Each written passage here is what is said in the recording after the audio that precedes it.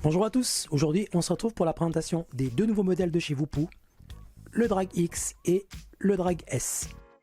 On va voir ensemble les marquages sur la boîte, on verra le contenu, on va parler un peu de l'utilisation, on va voir les nouveautés qui ont été apportées avec ces modèles, et suite à cela je vous donnerai mon ressenti sur les points positifs et négatifs. On va commencer par le Drag X, avec une plage de puissance entre 5 et 80 watts, le nouveau chipset, le Genie TT, et il nous annonce un nouveau mode prévu pour les gros vapotages et donc facile à utiliser. Ici, on va retrouver les marquages sur les réseaux sociaux sur lesquels vous allez pouvoir retrouver la marque. À l'arrière, on va avoir un aperçu du contenu, donc le Drag X avec un réservoir de 4,5 ml, une résistance PNP en 0,15 ohm, une autre résistance PNP 0,3 ohm, un câble USB, cette fois-ci vers USB type C, et un manuel d'utilisation. Concernant le Drag S, on va se retrouver avec une plage de puissance entre 5 et 60 watts. Vous avez exactement le même chipset, donc le Genie TT. Il vous annonce un airflow innovant, donc on le verra tout à l'heure ensemble. Et donc la charge en USB type C. Également, on retrouvera les marquages sur les réseaux sociaux. À l'arrière, donc le Drag S, pareil, vous allez avoir un réservoir de 4,5 ml, une résistance PNP en 0,2 ohm et une en 0,3 ohm. Également le câble USB vers USB type C et le manuel d'utilisation. Donc sans plus attendre, on va les ouvrir et on va voir comment c'est présenté à l'intérieur. Ici, on va retomber sur une notice qui est en anglais, en allemand, en polonais, en français, en espagnol et en italien. C'est la même notice sur les deux modèles. Donc vous allez retrouver les deux résistances,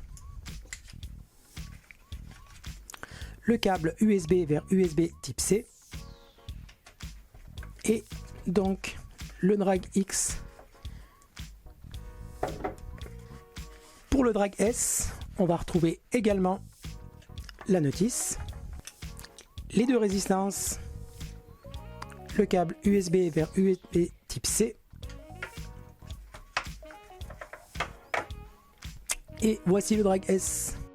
Au niveau des dimensions, vous avez ici pour le Drag X 95 mm pour 28 mm et 32,5 mm.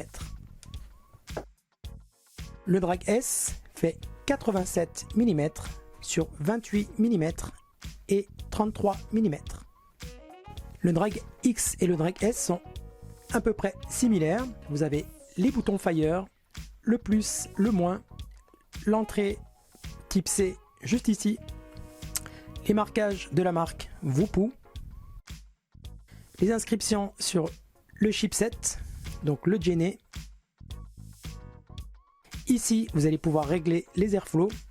C'est très simple. Vous avez qu'à faire pivoter l'espèce de petits clous qui sont venus mettre ici pour donc avoir une vape très aérée ou alors totalement fermée pour avoir une vape beaucoup plus serrée.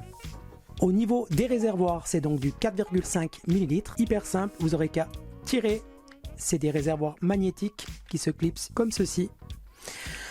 Au niveau des résistances, c'est par ici que ça se passe. Vous aurez qu'à tirer sur la résistance, hop, ou alors tout simplement de l'intégrer d'une simple pression. Au niveau du réservoir pour le remplissage, c'est par ici que ça se passe. Vous tirez sur la petite languette, vous remplissez. Pour l'allumage, c'est comme sur les autres modèles. Vous appuyez 5 fois,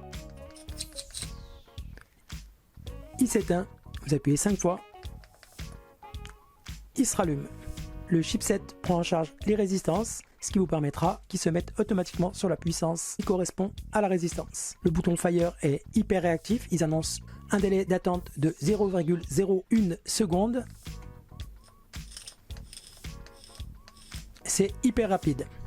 Donc pour les réglages, c'est exactement comme sur les anciens modèles. Les deux modèles prennent en charge toutes les résistances PNP et vous pourrez également introduire des résistances RBA. Vous pouvez appuyer 3 fois, ça vous permettra donc de passer en mode RBA. Voilà, la couleur change, vous passez en bleu. Il vous suffira de rappuyer 3 fois pour repasser en mode Smart. En appuyant sur le plus et sur le bouton Fire en même temps, vous allez donc verrouiller. Vous pourrez toucher à tout ce que vous voulez, ça restera verrouillé. Donc pour redéverrouiller, il vous faudra appuyer sur le plus et sur le bouton Fire.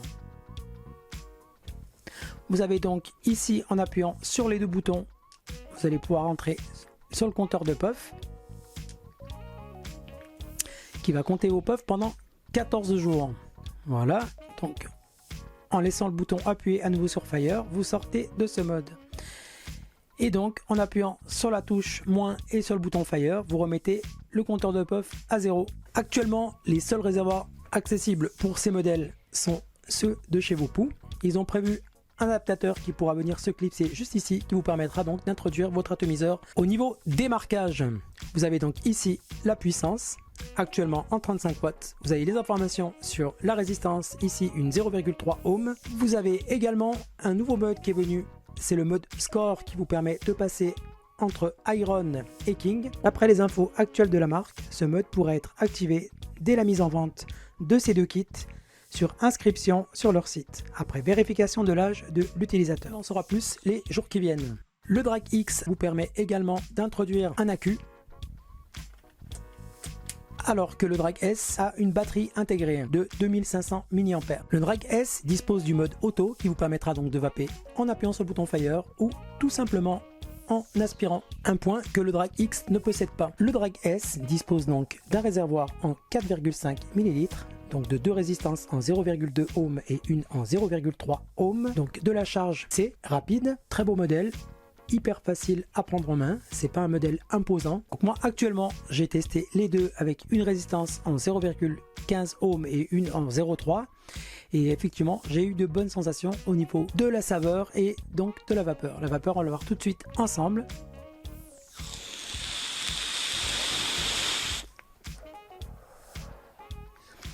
Oui, il y a de quoi faire de beaux nuages.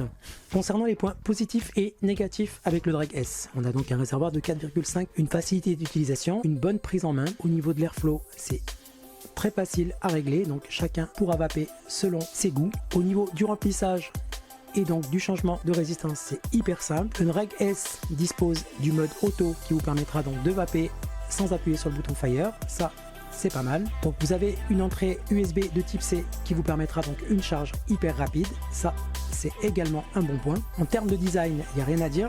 Personnellement, c'est des modèles que j'adore et donc qui à mon avis en satisferont plus d'un. Au niveau du Drag X, pareil, vous avez donc le réservoir en 4,5 ml. Au niveau de l'airflow, c'est pareil que sur le Drag S, vous avez donc un airflow réglable simplement.